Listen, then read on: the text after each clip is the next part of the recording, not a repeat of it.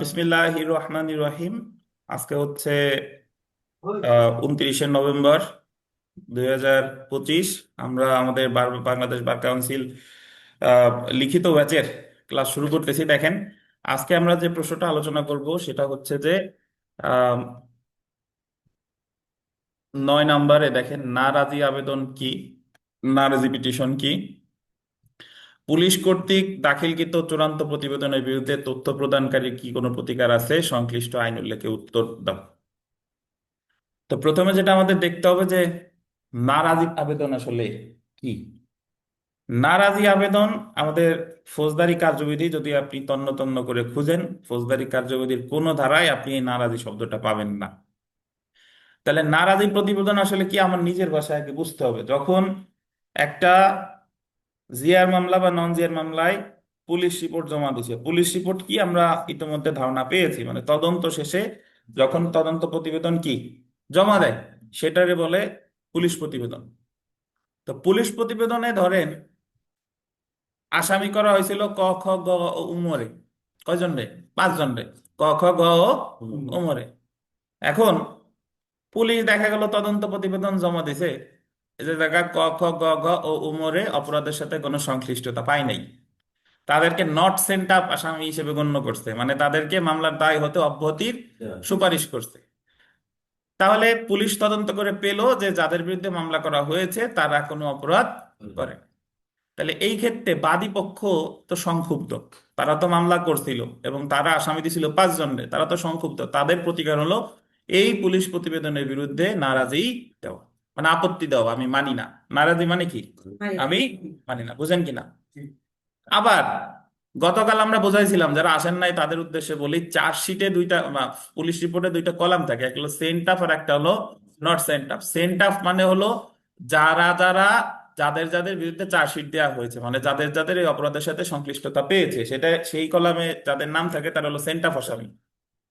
Are not Saint up আসামি যাদের কোনো সংশ্লিষ্টতা পাই নাই তাদেরকে বলে কি? নট সেন্ট আপ আসামি। তাহলে আমি মাত্র উদাহরণ দিলাম এইভাবে যে 5 জন আসামি ছিল, 5 জনের কারোরই সম্পৃক্ততা পাই নাই, এই মর্মে যদি পুলিশ প্রতিবেদন জমা দেয় তাহলে সংক্ষুব্ধ পক্ষের প্রতিকার, বাদী পক্ষের প্রতিকার হচ্ছে কি? নারাজি দেয়। নাকি? এখন যদি এরকম হয় যে স্যার 5 জনের বিরুদ্ধে 2 জনের নাম সেন্টাফে আসছে, মানে ক খ অপরাধ করছে কিন্তু গ ঘ উম করে নাই, তাহলে বাদীপক্ষ কি করবে? তাহলেও নারাজি দিতে পারে। বুঝছেন? তার মানে নারাজি অ্যাকচুয়ালি পুলিশ প্রতিবেদনের বিরুদ্ধে দেওয়া যায় weather it is chargesheet or final report, মানে পুলিশ রিপোর্ট একটা চার্জশিট হোক বা ফাইনাল রিপোর্ট হোক, বাদীপক্ষ যদি সংক্ষুব্ধ হয় তাহলে বাদীপক্ষ কি দিতে পারবে? নারাজি দিতে পারবে। নারাজি মানে হলো আমি মানি না। বুঝতে পারছেন? আর নারাজিরে যদি আপনি অফিসিয়ালি বলেন যে স্যার তাহলে ফৌজদারি কার্যবিধিতে নারাজিরে অ্যাকচুয়ালি কি নামে আখ্যায়িত করছে, ফৌজদারি কার্যবিধিতে নারাজি শব্দটা নাই, এটা আমাদের এমনিতে প্রচলিত একটা কাস্টম যে তদন্তের প্রতিবেদনের বিরুদ্ধে সংক্ষুব্ধ বাদী কি দেয়? নারাজি দেয়। ফৌজদারি কার্যবিধির অফিসিয়াল ল্যাঙ্গুয়েজ যেটা আছে এটা বলা যেতে পারে যে অধিকতর তদন্তের আবেদন। কি বলেন? অধিকতর তদন্তের আবেদন। সো এর আগের দিন আমরা একটা প্রশ্ন, ওই যে ওয়াহিদ, ডব্লিউ এবং এইচ দায়রা আদালতে অপরাধের তদন্তযোগ্য একটা অপরাধ করছে, বিচারকালে রাষ্ট্রপক্ষ অধিকতর তদন্তের আবেদন করছে, গতকাল পড়লাম না? এটা কি বৈধ কিনা? তাহলে এই অধিকতর তদন্তের যে আবেদন এটারে অফিসিয়ালি কি বলা যায়? নারাজ, মানে এটারে এমনি অফিসিয়ালি বলে আপনার অধিকতর তদন্তের, বাট আমরা প্র্যাকটিসের দিক থেকে এটারে কি বলে? নারাজি। নারাজি মানে হলো আমি মানি না। এখন প্রশ্ন হলো, নারাজি কেন দিল আমরা বুঝলাম, নারাজি কার বিরুদ্ধে দেয়? নারাজি দেয় তদন্ত প্রতিবেদনের বিরুদ্ধে। এখন প্রশ্ন হলো নারাজি কে কে দিতে পারে? নারাজি কে কে দিতে পারে? নারাজি ভাই সংবাদদাতা, যদি জিআর বা নন জিআর হয় তাহলে বলে ইনফরমেন্ট। কে দিতে পারে? সংবাদদাতা, মানে রাষ্ট্রপক্ষ। কে বলেন? বাদী বা সংবাদদাতা দিতে পারে। আর তাহলে প্রশ্ন উঠে যায়, তাহলে স্যার সিআর মামলা কি নারাজি দেওয়া যায়? অবশ্যই যায়। সিআর মামলা আমরা এখনো পড়ি নাই বিস্তারিত। সিআর মামলায় যদি কখনো তদন্ত দেয়, সিআর মামলায় কিন্তু তদন্ত সবসময় হয় না, আমরা সামনে জানবো। সিআর মামলায় যদি ম্যাজিস্ট্রেট তদন্ত বা অনুসন্ধানের নির্দেশ দেয় তখনই হয়, নাহলে কিন্তু সিআর মামলা সরাসরিও আমলে নিতে পারে। তাহলে সিআর মামলায় যদি তদন্ত দেয় তাহলে ওই তদন্ত প্রতিবেদনের বিরুদ্ধেও বাদী ইচ্ছা করলে কি দিতে পারে? নারাজি দিতে। বুঝতে পারছেন? তাহলে তদন্ত প্রতিবেদনের বিরুদ্ধেও নারাজি দিতে পারে, জিয়ার হোক আর সিয়ার হোক। আর নারাজি দেয় কে? বাদী। বাদী। এখন প্রশ্ন হলো যে আসামি কি নারাজি দিতে পারে কিনা। একটা আপনাদের পরীক্ষায় প্রশ্ন আসতে পারে যে আসামি কি নারাজি দিতে পারে কিনা, আসামি কি বলতে পারে কিনা যে এই তদন্ত প্রতিবেদন আমি মানি না। আসামি নারাজি দিতে পারে না, আমাদের লেখা আছে আসামি পারে না, বাট আসামির তাইলে প্রতিকার কি? আসামির প্রতিকার হলো যে যদি ওই পুলিশ রিপোর্ট অ্যাকসেপ্ট হয় তাহলে সে গিয়ে ডিসচার্জের আবেদন করবে। কিন্তু আসামি কিন্তু এই মুহূর্তে পুলিশ প্রতিবেদনের বিরুদ্ধে সে কিন্তু নারাজি দিতে পারবে না। তো ঠিক আছে, আমরা একটু পড়ি, দেখেন তাহলে আরো ভালো বুঝবো। তো প্রথমেই আসছে নারাজি পিটিশন কি। নারাজির ইংরেজি কি বলেন? Protest petition. এবং এখানে এ, ক এবং খ এই দুইটার উত্তর একই। নারাজি আবেদন বা প্রোটেস্ট পিটিশন কি? পুলিশ কর্তৃক দাখিলকৃত চূড়ান্ত প্রতিবেদনের বিরুদ্ধে তথ্য প্রদানকারী কি কোনো প্রতিকার আছে? সংশ্লিষ্ট আইন উল্লেখে উত্তর দাও। এটা হলো একটা। আর একটা হলো একটি ফৌজদারি মামলায় তদন্তে নারাজি দরখাস্তের ধারণা ব্যাখ্যা করুন। পুলিশ তদন্ত প্রতিবেদনের বিরুদ্ধে দাখিলে নারাজি দরখাস্তের প্রেক্ষিতে ম্যাজিস্ট্রেটের করণীয় কি, মানে নারাজি যদি দেয় তাহলে ম্যাজিস্ট্রেট অ্যাকচুয়ালি ওনার হাতে কি কি অপশন আছে এটা আলোচনা করতে বলেছে। তো প্রথমে আমরা চলে আসি নারাজি দরখাস্ত বা প্রোটেস্ট পিটিশন। নারাজির ইংরেজি কি? প্রোটেস্ট। Protest petition.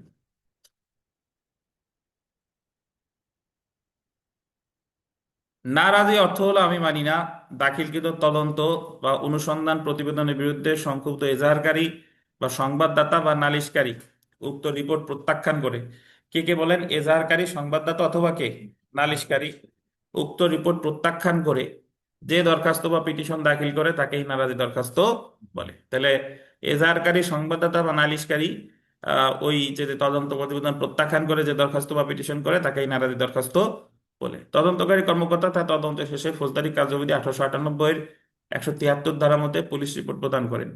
তদন্তকারী কর্মকর্তা তার তদন্তে যদি দেখেন যে সাক্ষ্য দ্বারা আনীত অভিযোগ প্রাথমিকভাবে প্রমাণিত হয়েছে তাহলে তিনি অভিযোগপত্র বা চার্জশিট দাখিল করেন। এটা তো আমরা জানি, প্রাথমিকভাবে প্রমাণিত হলে কি দেবে? অভিযোগপত্র বা চার্জশিট। অন্যদিকে আনীত অভিযোগ প্রাথমিকভাবে প্রমাণিত না হলে সেই ক্ষেত্রে ফাইনাল রিপোর্ট বা চূড়ান্ত প্রতিবেদন দাখিল করেন। উভয় প্রতিবেদনকেই ফৌজদারি কার্যবিধি 1898 173 ধারার মধ্যে পুলিশ রিপোর্ট বা পুলিশ প্রতিবেদন বলে। মানে চার্জশিট দেখ বা ফাইনাল রিপোর্ট দেখ, উভয়ই একত্রে কি বলে? পুলিশ প্রতিবেদন বা ফাইনাল রিপোর্ট। তারপরে যদি দেখেন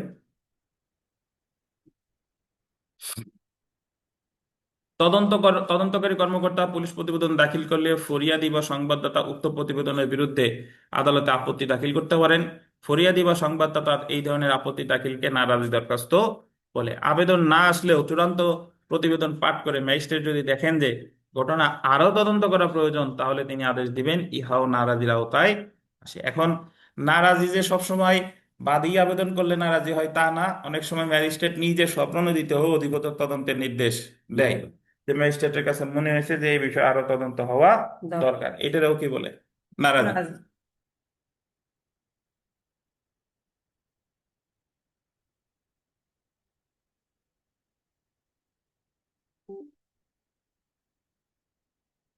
শাহজাহান আলী মন্ডল বনাম বেলায়েত হোসেন, দেখেন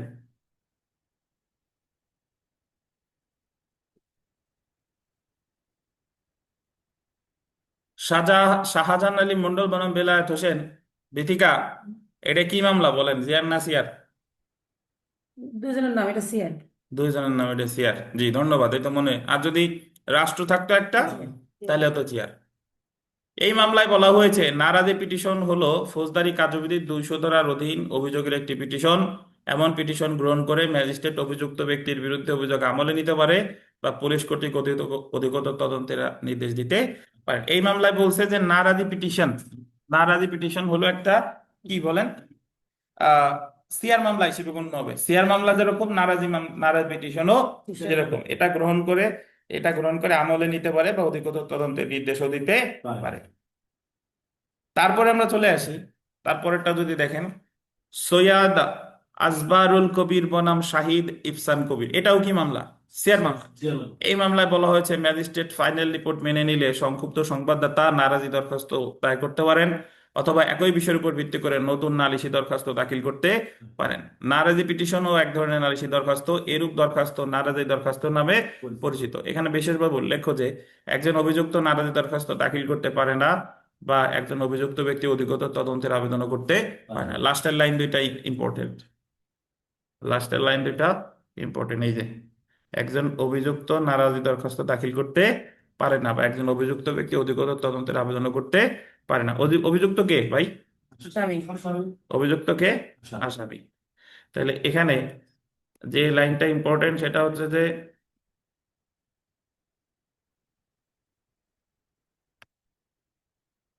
একজন অভিযুক্ত ব্যক্তি নারাজি দরখাস্ত দাখিল করতে পারে না, বা একজন অভিযুক্ত ব্যক্তি অধিকতর তদন্তের আবেদনও করতে পারে না। অভিযুক্ত ব্যক্তিকে আসামি। তাহলে আমরা জানলাম যে আসামি কখনো নারাজি দিতে পারে না। পারে? পরীক্ষায় যদি প্রশ্ন আসে যে আসামি কখনো নারাজি দিতে পারে, পারে না। বাট আমরা উকিল সাহেবরা মাঝে মাঝে আমরাও জানি পারি না, কিন্তু মাঝে মাঝে মক্কেলের কাছ থেকে টাকা নিয়ে যে তুই আসামি তাতে কি হয়েছিস, নারাজি দিয়ে দিবানি টাকা দে, এবং ঠিকই আদালতে গিয়ে সিনিয়র অ্যাডভোকেটটাও নারাজি দেয় আসামি পক্ষে। তখন ম্যাজিস্ট্রেট অথবা বলতেছে যে সিনিয়র কি করছেন, বুঝছেন? পরে আবার ফেরত দেন। ফেরত দিলে বলবানি যে আরে চেষ্টা তো করছিলাম, এই নেই। আদালত যদি না নেয় তাহলে কি করব। বুঝতে পারছেন? আচ্ছা। যেরকম করোনার সময় যে কাজ হয়েছে আর কি, করোনার সময় তো সকল মামলার হাজিরে টাজিরা বাদ, জাস্ট শুধু ওই যে জামিন শুনানিগুলো এইগুলা করছে, হাজিরা টিজারের কোনো ডেট ফেলানো হয় নাই। তো এখন উকিল সাহেবদের তো ওই সময় ইনকামও নাই, মানে ওই সময় তো যে সবাই ইটি দিয়েছে ওনাদের তো, তাই তো অনেক অনেক উকিল সাহেব ওনারা ওই মক্কেলে ফোন দিয়ে বলছে যে আজকে হাজিরা আছে, অনলাইনে হাজিরা দিতে হবে, তাড়াতাড়ি টাকা পাঠাও। ও, আচ্ছা দেখেন, তোমার ইনকাম বেশি করছে। দেখেন ম্যাজিস্ট্রেট কর্তৃক নাজারি দরখাস্ত নিষ্পত্তিকরণ। এটা হলে তাই তো। এখন ম্যাজিস্ট্রেট কর্তৃক নারাজি দরখাস্ত নিষ্পত্তিকরণ মানে আপনি তো নারাজি দরখাস্ত ম্যাজিস্ট্রেটের কাছে দিলেন, এখন ম্যাজিস্ট্রেট অ্যাকচুয়ালি এই নারাজি দরখাস্ত উনি কি করবে? সহজ কথা বললে একটা সিআর মামলায় যা যা পারে নারাজি দরখাস্ত তাই তাই হ্যাঁ। পারে। অ্যাকচুয়ালি নারাজি দরখাস্তর ফরম্যাটটাই হচ্ছে সিআর মামলা। তো সিআর মামলা যদিও আমরা এখনো বিস্তারিত পড়ি নাই, সামনে আরো পড়বো। দেখেন সিআর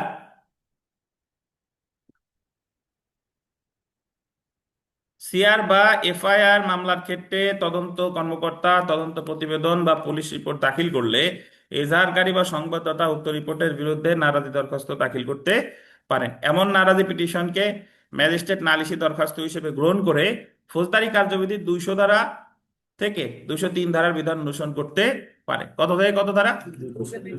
200 থেকে 203 ধারা।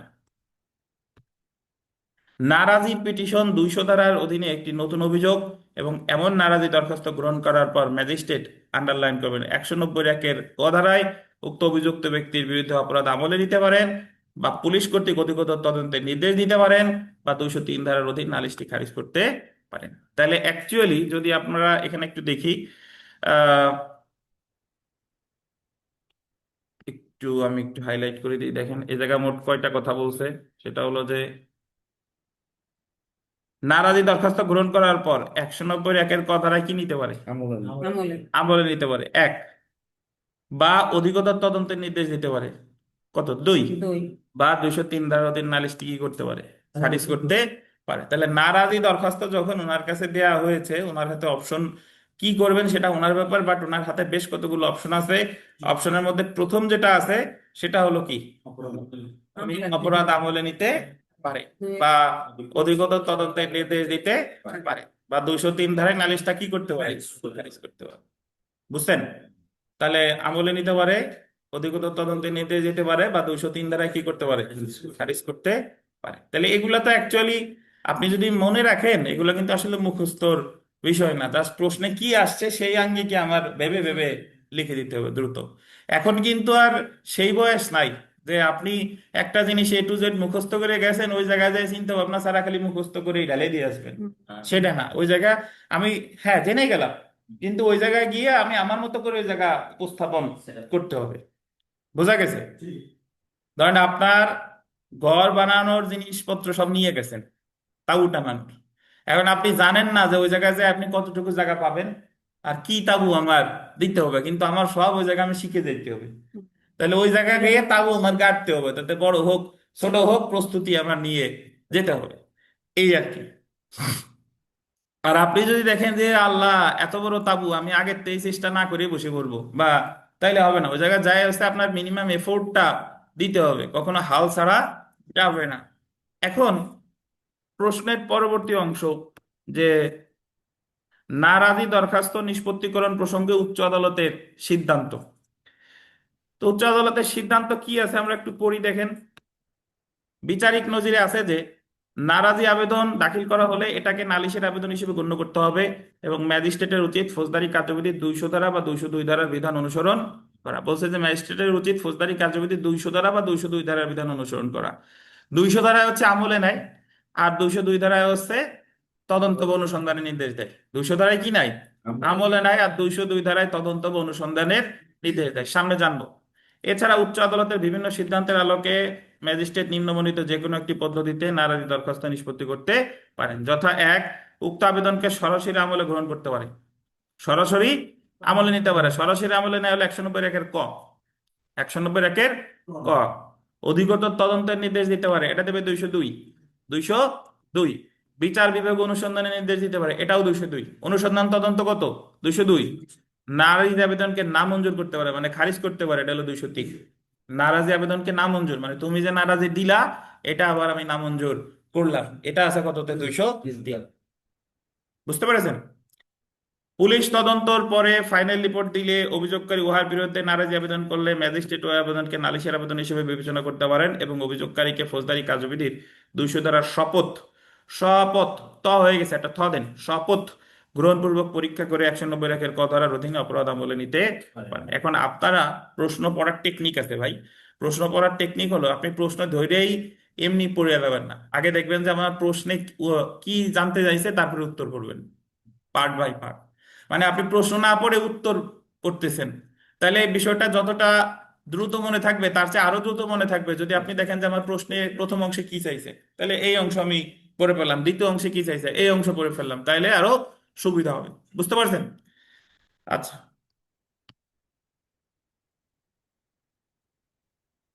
এখন আর একটা গুরুত্বপূর্ণ অংশ, সেটা হলো যে নারাজি দরখাস্ত অগ্রাহ্য করলে সংক্ষুব্ধ ব্যক্তির প্রতিকার। মানে প্রশ্নটা আগে বুঝেন। বলছে যে তদন্ত প্রতিবেদন দিয়েছে, আপনার পছন্দ হয় নাই, আপনি নারাজি দিছেন। এখন আপনার নারাজিও আদালত একসেপ্ট করে করে নাই। নাই, আপনার নারাজিও খারিজ করে দিছে। এই মুহূর্তে আপনার কি প্রতিকার? এই মুহূর্তে আমার প্রতিকার হলো দুইটা: হয় আমি নতুন মামলা করব, নাহলে রিভিশন করব। কি বলেন? হয় নতুন মামলা করব, না হলে কি রিভিশন করব। হয় নতুন মামলা, না হলে রিভিশন। একটু যদি পড়ি, দেখেন যে নারাজি দরখাস্ত ম্যাজিস্ট্রেট অগ্রাহ্য করলে সংক্ষুব্ধ ব্যক্তির প্রতিকার রয়েছে। ম্যাজিস্ট্রেট নারাজি প্রত্যাখ্যান করলে সংক্ষুব্ধ ব্যক্তি একই গ্রাউন্ডের উপর ভিত্তি করে, এই যে দেখেন, ফ্রেশ কমপ্লেইন্ট, কি ফ্রেশ কমপ্লেইন্ট বা নতুন মামলা দায়ের করতে পারেন, বা ফৌজদারি কার্যবিধি 439 ক ধারা অনুযায়ী অধিকতর অনুসন্ধানের জন্য দায়ের হাজত আদালতে রিভিশন করতে পারেন। তাইলে নতুন মামলা করা যায়, অথবা কি করা যায় আবির সাহেব? রিভিশন করা যায়। কোন আদালতে? দায়রা আদালতে। দাঁড়ান। দায়রা জজ আদালতে রিভিশন করা যায়। এক্ষেত্রে ম্যাজিস্ট্রেট কর্তৃক তর্কিত আদেশের তারিখ হতে 30 দিনের মধ্যে উক্ত রিভিশন দরখাস্তটি দাখিল করতে হয়। তাহলে রিভিশনটা করতে হবে কত দিনের মধ্যে? 30 দিনের মধ্যে। তাহলে আপনি তো জেনেই গেলেন যে নারাজি নামঞ্জুর হইলে আমার প্রতিকার কি। এখন এটা কি লাইন বাই লাইন মুখস্থ করবেন? না না না। নারাজি যদি নামঞ্জুর হয়, একই গ্রাউন্ডের উপর ভিত্তি করে ফ্রেশ কমপ্লেইন বা নতুন মামলা করা যায়, অথবা দায়রা জজ আদালতে রিভিশন করা যায়। আর রিভিশনের তামাদি মেয়াদ কতদিন? 30 দিন। এই কথাটারে ঘুরাই পেঁচাই আরো 2 4 লাইন ইচ্ছে করলে লেখা যায়। বুঝছেন? এখন লেখবো কি লিখবো না এটা নির্ভর করে প্রশ্নের মার্কের উপরে, আর আমার সময় আছে কিনা সেটার উপরে। বুঝছেন? আচ্ছা, আমরা চলে আসি পুলিশ কর্তৃক দাখিলকৃত প্রতিবেদনের বিরুদ্ধে তথ্য প্রদানকারীর প্রতিকার। মানে পুলিশ যে রিপোর্টটা দাখিল করছে, এর বিরুদ্ধে তথ্য প্রদানকারীর প্রতিকার। তথ্য প্রদানকারী কে বলেন তো? হুইজ তথ্য প্রদানকারী? ইনফরমেন্ট। তথ্য প্রদানকারীর ইংরেজি হচ্ছে ইনফরমেন্ট, আর বাংলার একটা প্রতিশব্দ হলো সংবাদদাতা। সংবাদদাতা, যিনি এজাহার দায়ের করে তাকে এজাহারকারী বা সংবাদদাতা বলে। বুঝতে পেরেছেন? তো এজাহার বা নালিশের ভিত্তিতে, এটা অ্যাকচুয়ালি ওই যে এর আগেই পড়ছি যে নারাজি দরখাস্ত যা এতক্ষণ পড়ছি এটির উত্তরও তাই, হুবহু এক। এজাহার বা নালিশের ভিত্তিতে বা আদালতে মামলা দায়েরের পর পুলিশ মামলার তদন্ত করে উক্তরূপ তদন্ত শেষে ফৌজদারি কার্যবিধির 173 ধারার মধ্যে তদন্তকারী কর্মকর্তা যাদের বিরুদ্ধে অভিযোগ প্রমাণিত হয় নাই তাদের বিরুদ্ধে ম্যাজিস্ট্রেটের নিকট চার্জশিট দাখিল করেন। যাদের বিরুদ্ধে অভিযোগ প্রমাণিত হয় না তাদের বিরুদ্ধে ম্যাজিস্ট্রেটের নিকট ফাইনাল রিপোর্ট দাখিল করেন। অভিযোগকারী যদি মনে করে সঠিক তদন্ত না করে ফাইনাল রিপোর্ট দেওয়া হয়েছে কিংবা তদন্তে পক্ষপাতিত্ব করা হয়েছে, চূড়ান্ত রিপোর্ট দেওয়া হয়েছে, তাহলে অভিযোগকারী বা তথ্য প্রদানকারী উক্ত ফাইনাল রিপোর্টের বিরুদ্ধে ম্যাজিস্ট্রেট বরাবর আপত্তি দাখিল করতে পারেন। এইরূপ দরখাস্ত নারাজি পিটিশন বা দরখাস্ত বলে। সুতরাং আইনের বিধান অনুযায়ী বলা যায় পুলিশ কর্তৃক দাখিলকৃত চূড়ান্ত প্রতিবেদনের বিরুদ্ধে তথ্য প্রদানকারী কি দিতে পারে? নারাজি দিতে পারে। নারাজি কি শব্দ জানেন? আরবি শব্দ। হিসাবে আর নারাজি মানে হলো আমি মানি না।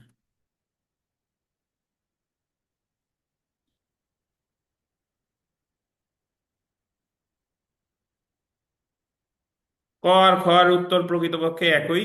আমরা গতে চলে আসি। দেখেন, একটা সমস্যামূলক প্রশ্ন এসেছিল। আমরা এই জায়গায় যারা লিখিত পরীক্ষা দিই, অনেকে আপনাদের মধ্যে একটা ভীতি কাজ করে যে মুসাবিদা কিভাবে লিখবো বা সমস্যামূলক প্রশ্ন কিভাবে লিখবো। তো আশা করি আপনারা যদি আমাদের সাথে থাকেন, আমরা প্রতিটা মুসাবিদা এবং প্রতিটা সমস্যামূলক প্রশ্ন ইনশাল্লাহ জেনে যাবেন। বিশেষ করে আমি যদি একটু উদাহরণ দিয়ে বলি, যে আপনি কোর্টে গিয়ে যে কাজগুলো করবেন, এই কাজগুলো এখান থেকেই আমরা মুসাবিদা শিখে যাব। যে সময়ের আবেদন কিভাবে লেখে, তারপরে নারাজির মুসাবিদা কিভাবে করে, তারপরে এজাহার কিভাবে করে, তারপরে জিডি কিভাবে করে, নালিশি দরখাস্ত কিভাবে করে, তারপরে দেওয়ানিতে তো প্রচুর মুসাবিদা শিখবো আমরা। দেওয়ানিতে আরজি খারিজ, তারপরে আপনার অ্যামেন্ডমেন্ট অফ প্লিডিংস, অস্থায়ী নিষেধাজ্ঞা, মূল মামলা, আহ, আপিল রিভিউ রিভিশন এবার শিখবো যে আপিলের দরখাস্ত কিভাবে করে, আপিলের মেমো বা আপিলের পিটিশন রিভিশন কিভাবে করে লিখতে হয়। একটা ধারণা আপনি এখান থেকে নিয়ে যাবেন। আর বাস্তবে শেখা কিন্তু অনেক কঠিন। মানে কোর্ট হচ্ছে এমন একটা জায়গা, এর প্যাটার্নটাই এরকম। মানে আপনি যেরকম এই জায়গায় এসে যা চাচ্ছেন ততটুকু শিখতেছেন, কিন্তু কোর্টে গিয়ে কিন্তু আপনি যা চাচ্ছেন তা কিন্তু শিখতে পারবেন না। পারবেন, বাট আপনার ধৈর্য ধরে থাকতে হবে। একদিনে পারবেন না। আজকে একটু শিখছেন, কালকে একটু শিখছেন, তারপরের দিন একটু শিখছেন। আর সব জায়গা থেকে শিখা অনেক কষ্টের ব্যাপার। কোর্ট হচ্ছে এমন একটা জায়গা যে জায়গায় আপনারা কেউ স্বপ্ন দিতে হয়ে কিছু শিখাবে না। এতে ভাবে যে আমার ওরে যদি শিখাই তাহলে তো আমার টাকা পয়সা ও নিয়ে যাচ্ছে। তো সিস্টেম এজন্য আমরা একটু চলে আসি। দেখেন, গ নাম্বারে বলি, একটু পড়ি। দেখেন, একটা নারাজি দরখাস্ত কিভাবে লিখতে হয় এটা আমরা এখান থেকে জানবো। এক্স ওয়াই কে প্রহার করে। প্রহার করে মানে কি? আঘাত করে নাকি, মারধর করে। এক্স প্রহার করছে কারে? ওয়াই রে। এতে ওয়াই প্রচন্ড ক্রোধান্বিত হয়। মানে মার খাওয়ার পরে ওয়াই রাগ আরো বেড়ে গেছে, যে আমি এমনি এলো মজলুম, তারপরে আবার আমারে মারছে। জেড ওয়াই এর ক্রোধের সুযোগ নিয়ে ওয়াই কর্তৃক এক্স কে হত্যার অভিপ্রায়ে ওয়াই এর হাতে একটি ছুরি তুলে দেন। জেড হচ্ছে আমাদের আশেপাশের প্রতিবেশী, যার বয়স বেশি। সে আশেপাশের লোকজনের ভালো দেখতে পারে না। এই এক্স যখন ওয়াই রে মারছে, ওয়াই তো মানে মেজাজ গরম। এমন সময় জেড বলতেছে কি, যে তোর মেজাজ গরম, এই ছুরি নে, ছুরি নে, ওরে যায় দুই পোষ দিয়ে আয়। খালি হাতে মেজাজ ঠান্ডা করা কষ্টকর। এই কথা ধরেন সে বলছে, কিন্তু জেড এর সাথে অ্যাকচুয়ালি এক্স এর কিন্তু কিছু হয় নাই। জেড তো আছে কোথায়? তৃতীয় পক্ষ বাড়ি। জেড এর কাজ করতেছে হলো আমাদের কোচিং সেন্টার গুলো। ধরেন বার কাউন্সিলের রিভিউ 1914 জনকে বাতিল করছে, প্রহার করছে। ধরেন আমাদের শিক্ষানবিশদের কি করছে? প্রহার করছে। প্রহার করছে। এটা প্রহারের শামিল। এখন আমরা তো ওয়াই হিসেবে আমরা কি ক্রোধান্বিত, রেগে আছি যে আমাদের কেন এটা করে আবার কি করা হলো, বাতিল করা হলো। এমন সময় কিছু নামধারী কোচিং সেন্টার, ওনরা আপনাদের উস্কানি দিচ্ছে যে আপনারা অমুক তারিখে যাই ওই জায়গা জড়ো, হন, অমুক তারিখে যে জড়ো হন। এখন আমি তাদের জন্য বলি যে অমুক তারিখে যে যে যে জড়ো হবে, তাহলে আপনাদের যারা আপনাদের আমি আমি জড়ো হতে নিষেধ করি না, বাট জড়ো যারা হইতে বলতেছে তারা তো বলতেছে এসি রুমে বসে বা ঘরের মধ্যে বসে। বসে আপনাদের প্ররোচিত করতেছে। আপনারা যাবেন, ওনারা কিন্তু যাবে না। ওনাদের যদি এত ভালোবাসা থাকে তাহলে ওনাদের আহ্বান করতে বলবেন যে বাংলাদেশ বার কাউন্সিলের সামনে যে আপনি আহ্বান করেন, আপনি আমাদের নেতা কোচিং এ হুম। আপনারা যাবেন, উনি কিন্তু যাবেন। আর কোচিং মানেই হচ্ছে ওই আমি একটা লাইভ করলাম, একটা জ্বালাময় বক্তব্য দিলাম, 900 1000 জন বা 2 3 হাজার জন লোক আমারে দেখলো, আমার কোচিং এ এই জিনিস ওই ওরা পরবর্তীতে কি হলো, ভর্তি হইলো। কিন্তু এই জায়গা কিন্তু আমি কিন্তু যাব না, বুঝেন কি না? আমি কিন্তু যাব না, কিন্তু আমি কি দিচ্ছি? উস্কানি। উস্কানি দিচ্ছি। এখন আপনারা যারা 2 1 জন, আমি জানি আপনারা ব্যথিত, রেজাল্ট নিয়ে ব্যথিত, কিন্তু আপনারা যখন যাবেন তখন বার কাউন্সিল যখন অ্যাকশন নিবে, শৃঙ্খলাজনিত অ্যাকশন নেয়, ইতিপূর্বে নিছে, যে যাদেরকে কয়েক বছরের জন্য বা আজীবনের জন্য পরীক্ষা থেকে কি করছে, বাতিল। বহিষ্কার করছে। এখন আপনার যদি সিসিটিভি ফুটেজ থাকে, আপনারা যদি শনাক্ত করতে পারে, আপনারা বাতিল দিল, তাহলে তো আপনার আমও গেল, সালাও গেল। তখন কি করবেন বলেন? তো এজন্য কোচিং সেন্টারের যারা যারা কতিপয় ব্যাঙের ছাতা মতো কোচিং, এখন তো আইন সবাই পড়ায়, আর সবাই আসে, এক একজন এসে ওই ক্যামেরার সামনে এসে বয়ান দেয় এবং তাদের ফলোয়ারও অনেক, কিন্তু একটা ইংরেজি উচ্চারণ ঠিকঠাক ভাবে করতে পারে না। তো যাই হোক, ওই সকল লোকের প্ররোচনায় আপনি কখনো ঢাকা যেতে যেয়েন না। ঢাকা যদি যাইতেই হয়, ওই 1914 জন একসাথে যোগাযোগ করে তারপরে যাবেন, কিন্তু এমনিতে ওদের প্ররোচনায় কখনোই এই ফাঁদে পা দিবেন না। যেহেতু ধৈর্য একটু ধরছেন, আরো ধৈর্য ধরেন, ইনশাল্লাহ আপনার রোল আসবে। আর ধৈর্য ধরলে, আল্লাহরে ডাকলে বিজয় ইনশাল্লাহ হবেই, তাতে যত অনিয়ম, যত ইনজাস্টিসই হোক না কেন। আসেন, তো এখানে জেড ছুরি ধরাই দিছে কার কাছে? হইতেছে। অয়ের কাছে। অয় ওই ছুরির সাহায্যে 3/11/2023 সকাল 9টায় সদর থানাধীন রসুলপুর বাজারে এক্স কে হত্যা করে। নভেম্বর মাসে 3 তারিখ 2023 সাল। কারে হত্যা করে? X ray. ওই ঘটনায় পুলিশ অয় ও জেড কে অভিযুক্ত করে পেনাল কোডের 109 34 323 326 ধারায় প্রতিবেদন দাখিল করে। এখন বিষয়টা হচ্ছে যে আমরা তো দণ্ডবিধি এখনো পড়ি নাই, বাট দণ্ডবিধি না পড়লেও, যারা যদি নাও পড়ে থাকেন, আমি একটু ধারণা দিই। 109-তে আছে হচ্ছে প্ররোচনা। প্ররোচনা প্ররোচনা মানে হলো একজন আর একজনের কোনো অপরাধে সহায়তা করা। করছে, তাহলে এই জায়গায় জেড প্ররোচনা দিছে কারে? ওই রে। 34 মানে হলো প্রি প্ল্যান, আমরা পূর্ব পরিকল্পনা অনুসারে কাজটা করছি। সো এটা হলো 34। 323 হলো আঘাত, simple hurt, voluntarily causing hurt. 323-এর সাজা আছে মাত্র 1 বছর, মানে হালকা মারপিট করা। আচ্ছা। আর 326-এ আছে কি? গুরুতর। গুরুতর জখম করা। বাট অ্যাকচুয়ালি এই জায়গায় তো মানুষটা মারা গেছে। এ জায়গায় নিন্দনীয় হত্যা বা খুনের কোনো ধারা কি তদন্ত প্রতিবেদনে না, দিছে? না। দেয় নাই। তাহলে কি তদন্ত কি ঠিকঠাক মতো হয়েছে? তদন্ত ঠিকঠাক মতো হয় নাই। দ্য পেনাল কোড 1860 অনুযায়ী অয়োজেড এর ফৌজদারি দায় নিরূপণ পূর্বক পুলিশ প্রতিবেদনের বিরুদ্ধে সংশ্লিষ্ট আদালতে দাখিলের নিমিত্তে একটি নারাজি দরখাস্ত প্রস্তুত করুন। বুঝছেন? তাহলে আগে আমার ফ্যাক্ট বুঝতে হবে। ফ্যাক্ট হলো, এ জায়গা কে কারে প্রহার করছে? এক্স প্রহার করছে ওয়াই রে। ওয়াই যখন ক্রোধে সে উত্তেজিত হয়ে গেল, তখন জেড তার একটা ছুরি দিল, যে যাও তুমি এর ছুরি দিয়ে ওরে আদর করে আসো, এবং ওয়াই গিয়ে তারে হত্যা করছে। এখন পুলিশ তদন্ত শেষে তদন্ত প্রতিবেদন দিয়েছে 109 34 323 326। এই জায়গা কিন্তু প্রকৃত যে ঘটনা বা প্রকৃত যে অপরাধের যে মূল বিষয়টা ঘটছে সেই অনুসারে ধারা কিন্তু তদন্ত প্রতিবেদনে আসে নাই। তাহলে এই জায়গায় নারাজি কে দিবে বলেন? নারাজি তো দিবে বাদী। এখন বাদী তো এক্স তো কি মারা গেছে, তাহলে এক্স তো মারা গেলে তো সমস্যা নাই। একজন তো ওই জায়গা সংবাদদাতা আছে, আর সংবাদদাতা মানে এই জায়গা হলো কি রাষ্ট্র। রাষ্ট্র, তাহলে এই জায়গায় নারাজি দিবে কে? রাষ্ট্র। তো আমরা নারাজির একটা মুসাবিরা পড়বো, দেখেন।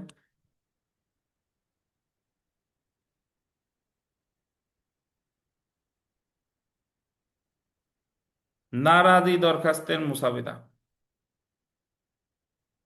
মাননীয় জুডিশিয়াল ম্যাজিস্ট্রেট আদালত, চট্টগ্রাম। এখন আপনি যদি বলেন যে স্যার আমি চট্টগ্রাম দেবো কেন, অন্য কিছু দিব কিনা? হ্যাঁ, অন্য কিছু যদি মোটামুটি যদি যে ফ্যাক্টটা দিছে এই ফ্যাক্টটায় যদি কোনো কোনো এলাকার কথা বলা থাকে সেই এলাকা দিবেন, আর ফ্যাক্টে যদি কোনো এলাকার কথা বলা না থাকে তাহলে দিবেন কিভাবে আপনি আপনার ইচ্ছা অনুসারে। সূত্র, সূত্র লিখতে হয়, মানে কোন মামলা, সূত্র মানে হলো কোন মামলার আঙ্গিকে আপনি এই দরখাস্তটা করতেছেন, এটা বলে সূত্র। সূত্র সদর রসুলপুর থানার মামলা নং এত, জিয়ার মামলা নাম্বার এত। এখন আপনাদের অনেকের প্রশ্ন আসতে পারে যে স্যার, রসুলপুর থানার মামলা নাম্বার দিলাম আবার জিয়ার মামলা নাম্বার দিলাম, শুধু জিয়ার মামলা নাম্বার দিলে হবে না? হবে, সমস্যা নাই, শুধু জিয়ার মামলা দিলে হবে। কিন্তু রসুলপুর থানার মামলা নাম্বার আবার জিয়ার মামলা কেন দিলাম? কারণ এই কারণে দিলাম যে যখন আমি এফআইআর করি, প্রথমে সেটা হয় এফআইআর এবং পুলিশ স্টেশন কেস, পরবর্তীতে ওটা যখন জিআরও অফিসে গিয়ে জেনারেল রেজিস্ট্রার অফিসের যে বই আছে সেই বইতে যখন নিবন্ধিত হয়ে যায় তখন সেটা হয়ে যায় কি, জিয়া। GR case. এই জন্য একটা মামলার পুলিশ থানার মামলা নাম্বার থাকে এক, আর জিআর মামলার নাম্বার থাকে কি আর এক। বুঝতে পারছেন? কোনো মামলা আগে হয় এফআইআর বা থানার মামলা, পরবর্তীতে সেটা কোর্টে গিয়ে হয় কি জিয়া। এই কারণে আগে দেশে থানার মামলা নাম্বার এত, জিয়ার মামলা নাম্বার এত। আর আপনি যদি থানার মামলা নাম্বার না দিতে চান কোনো সমস্যা নাই, জাস্ট লিখবেন যে সূত্র জিয়ার মামলা নাম্বার এত বা সূত্র সিয়ার মামলা নাম্বার এত। কারণ নারা জাতীয় জিয়ার সিয়ার যে কোনো কিছুতেই দেওয়া যায়, বাট যে আমাদের যে ফ্যাক্টটা উল্লেখ করছে এটা হলো কি মামলা, জিয়ার মামলা। জিয়া। জি। এটা কেন বললাম? হুম। তাহলে দেখেন রাষ্ট্র ডট ডট কি বাদী। এখন আপনাদের তো অদ্ভুত অদ্ভুত কথা শুনি, অনেকে প্রশ্ন করেন যে স্যার, এই যে যে ডট ডট দিয়েছেন এর উপরে কি বাদীর নাম লিখতে হবে? ডট ডট দেখলেই তো আমাদের একটা সিগনেচার করার মানে বাতিক সেতে যে এই জায়গা বোধহয় ফাঁকা আছে, এই জায়গায় সিগনেচার করতে হবে না ভাই। এই ডট ডটের উপর কোনো বাদীর সিগনেচার করা লাগবে না। এই ডট ডট মানে কি, এই ডট ডট মানে হলো বাদীর ইঙ্গিত করতেছে যে রাষ্ট্র এই জায়গায় হচ্ছে কি বাদী। এই ডট ডট হলো, আপনারা ছোটবেলায় অঙ্ক করছেন না যে ওই যে সমীকরণ ডট ডট, সমীকরণ এক সমীকরণ দুই, সেই ডট ডট। বনাম ওয়াই এবং জেড, এরা দুইজন হলো কি, ওয়াই আর জেড এই দুইজন হলো স্বামী। স্যার আমি একটা কথা জিজ্ঞেস করবো। বলেন। এক টাকা। স্যার ওই যে এখানে তো এক্স মারা গেল, এখন রাষ্ট্র মামলা করবে। হুম। কারণ রাষ্ট্র বলতে এখন ওই যে সরকারি লোক, পুলিশ রাষ্ট্র পুলিশ নেয়া। পুলিশের বিরুদ্ধে করতেছে রাষ্ট্র। থানায় দিচ্ছে মামলা। আহ আপনি একটা কথা ধরেন, মারা গেল একজন, ওই যে এক্স তো মারা গেছে, এখন এজাহারটা করবে কে, এটা হলো আপনার প্রশ্ন। এজাহার ওই ঘটনাস্থলে যারা ছিল তারা করবে, বা যারা জানে, ছিল না থাকলে সমস্যা নাই, যে জানে সে করবে। যদি কেউ না করে তাহলে করবে পুলিশ। সেইটাই আমি জিজ্ঞেস বুঝতে পারছেন? মানে এজাহার যে নির্দিষ্ট কোনো ব্যক্তিকে করতে হবে এমন কোনো কথা নাই। ঘটনা সম্পর্কে জেনে পুলিশকে অবগত করলে সেই এজাহার, সেটাই এজাহার। এখন যদি কেউই এজাহার না করে তাহলে করবে কে? স্বয়ং পুলিশ। বুঝতে পারছেন? আমাদের কিছু কিছু মামলা আছে, এই মামলাগুলোতে কখনোই স্বপ্রণোদিত হয়ে পুলিশ মামলা করবে না। কিন্তু কিছু কিছু ঘটনা আছে, অপরাধ আছে, এই ঘটনাটা আপনি যদি নাও করেন কিন্তু মামলা কিন্তু হবে। ধরেন চুক্তিভঙ্গ, আপনার সাথে একজন আর একজন চুক্তিভঙ্গ করছে, আপনার বিদেশে পাঠাতে চেয়েছিল, বিদেশে পাঠায় নাই, এই মামলা যদি আপনি নিজ থেকে না করেন পুলিশ জীবনেও আপনার তরফ থেকে কি করবে না। যৌতুকের মামলাও নিজ থেকে কি করবে না। কিন্তু এই জায়গায় একজন আর একজনকে হত্যা করছে, এখন আমার আত্মীয় হত্যা হয়েছে, আমি বললাম আমি মামলা করব না, হবে? এই জায়গা ঠিকই আমি মামলা না করলেও কি পুলিশবাদী হয়ে মামলা হবে। বুঝতে পারছেন? তাহলে সকল অপরাধের নেচার কিন্তু এক না। বিশেষ করে খুন, গুরুতর জখম, ধর্ষণ, ডাকাতি, দস্যুতা, যেগুলোর শাস্তি বড় বড়, বা রাষ্ট্রবিরোধী অপরাধ, এইগুলো আমরা করব না না করব এটা ডাজেন্ট ম্যাটার। এটা অ্যাকচুয়ালি কেউ যদি নাও করে তাহলেও সেটা কি মামলা হয়ে যাবে। তো এখন দেখেন, এরকম যদি না হতো তাহলে আমার সন্তান, একজন লোক বলতেছে আমার ওয়াইফরে আমি পিটাই মারছি, সমস্যা কি, আমি মামলা করব না? তাহলে হবে তো না, এই জায়গায় তো মামলা অবশ্যই হবে। করলে। জি। তাহলে এখন বিষয় দেখেন, বাদী পক্ষে নারাজি দরখাস্ত। এখন অ্যাকচুয়ালি নারাজি দরখাস্তর কোনো ধারা নাই, বাট ধারা যদি দিতেই হয় তাহলে বলতে পারেন যে এমনি ভাইবা বোর্ডে জিজ্ঞেস করে যে নারাজি দরখাস্ত দায়ের করা হয় কত ধারায়, 200 ধারা। কত ধারা? 200 ধারা। অ্যাকচুয়ালি 200 ধারায় নেওয়া হয় হলো জবানবন্দি, সামনে পড়বো। এখন দেখেন, বাদী পক্ষে বিনীত নিবেদন এই যে অত্র মামলার পুলিশ প্রতিবেদনের পর্যালোচনার জন্য দিন ধার্য আছে। পুলিশ প্রতিবেদন পর্যালোচনা মানে হলো পুলিশ প্রতিবেদন তো দিয়ে দিছে, পুলিশ ওই যে প্রতিবেদন দিছে না 34, 109, 323 আর কত 326। এখন ম্যাজিস্ট্রেটের কাছে পুলিশ প্রতিবেদন দেওয়ার সাথে সাথে ম্যাজিস্ট্রেট ওটা আমলে নেয় না বা প্রত্যাখ্যান করে না, 2-1 তারিখ আগে রাখে পর্যালোচনার জন্য যে কি হয়, নারাজি দেয় কিনা বা বাদী পক্ষের কিছু বলার আছে কিনা। এই জন্য এটার বলে কি পর্যালোচনার জন্য দিন ধার্য আছে। সূত্রোক্ত মামলায় পুলিশ তদন্তের প্রতিবেদনের আসামিদ্বয় এক্স এবং ওয়াইকে আহ, আসামিদ্বয় এক্স এবং ওয়াইকে দ্য পেনাল কোড এত এত ধারায় অভিযুক্ত করা হয়, উক্ত প্রতিবেদন সঠিক নয়। পুলিশ তদন্ত প্রতিবেদনে আসামিদ্বয় এক্স এবং ওয়াই না, আসামিদ্বয় কে কে? ওয়াই আর জেড। সো এই জায়গায় একটু লেখেন ওয়াই আর জেড। সূত্রোক্ত মামলায় পুলিশ তদন্ত প্রতিবেদনে আসামিদ্বয় এক্স এবং ওয়াই কেটে কি হবে? ওয়াই আর জেড। Y Z. ঠিক আছে, বুঝতে পারছেন? এই জায়গা জেড দেন তাহলেই হয়ে যাচ্ছে। হ্যাঁ হ্যাঁ, এবার কি বলছেন? হ্যাঁ,